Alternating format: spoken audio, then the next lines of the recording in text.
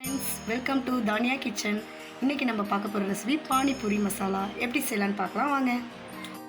பானிபூரி சால்னாவுக்கு இப்போ பட்டாணியும் உருளைக்கிழங்கும் அவிச்சு எடுத்தாச்சுங்க. இப்போது இதுக்கு தேவையான மசாலா வந்து தக்காளி 2, பச்சை மிளகாய் 3, வெங்காயம் 2, கொத்தமல்லி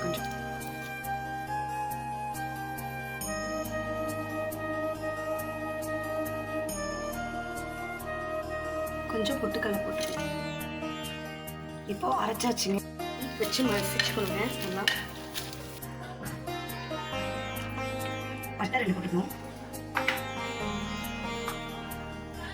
கடற்பாசி பூ. இப்போ நம்ம அரைச்சி வச்ச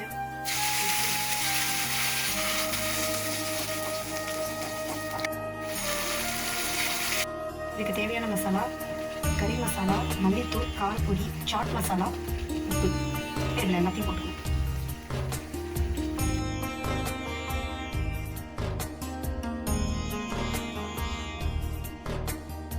மசாலா ரெடி ஆகிடுச்சிங்க.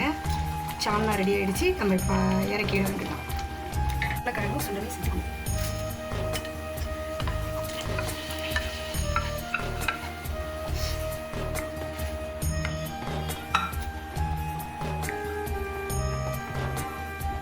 மசாலா ரெடி ஆகிடுச்சிங்க. சால்னா ரெடி ஆகிடுச்சு. நம்ம இப்போ இறக்கிட வேண்டியதான். இப்போ பானிபூரி நம்ம பிடிச்சிக்கலாங்க.